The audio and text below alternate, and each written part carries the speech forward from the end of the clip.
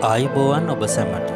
අද පුංචනාද තුලින් මේ වීඩියෝ එක හරහා කතා කිරීමට බලාපොරොත්තු වන්නේ ශ්‍රී ලංකාවේ සිටින ප්‍රධාන මංගල හස්ති රාජ්‍යයෙකු වන සිංහරාජා පිළිබඳවයි. තාලයකට අඩිය තියෙන තාලයකට ගමන් කරන සිංහෙක් වාගේ හස්ති රාජ්‍යයෙක් නිසා මේ සිංහරාජා අපේ රටේ සිටින හීලා ඇති අලි ඇතුන් අතර ඉතාම සුවිශේෂී හස්තියෙක්.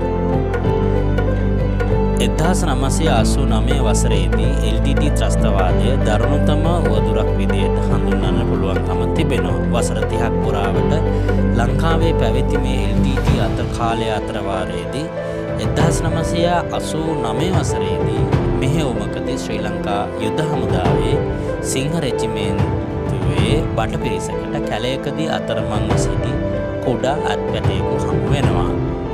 මේ ඇත්පටවා ටිකක් ලොකු වෙනකම් සිංහ රෙජිමෙන්තුව විසින් හදා වඩාගෙන පසුව මහනුවර ශ්‍රී දළදා මාලිගාවේ සිංහ රෙජිමෙන්තුව විසින් මේ ඇත්පැටියාව පූජා කරනවා. එදා ඉඳන් මේ ඇතාව හඳුන්වනු ලබන්නේ සිංහරාජා නමින්.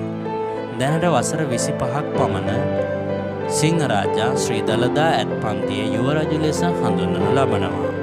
මෙයාට හොඳ අඹ යාළුවෙක් හිටියා. ඒ තමයි නිලමේ හස්තිරාජයා. ඒ වුණත් නිලමේ 1900 ගණන්වල සිට යහළුවෙක් බවට පත් වෙලා තිබුණත් 2017 වසරේදී දැයින් සමුගත් බව ඔබ අප දන්නා කාරණයක්. නිලමේගෙන් පාඩු වූ දහවල් පෙරහැරි රාජකාරිය සිංහරාජා ඉටු කරනවා.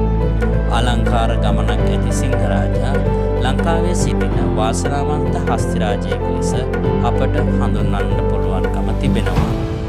මෙවැනි තවත් සුවිශේෂී වීඩියෝ දකින්න බලන්න ඔබ පුංචනාද සමග දිගටම රැඳී සිටින ලෙස ගෞරවයෙන් ආරාධනා කරනු ලබනවා.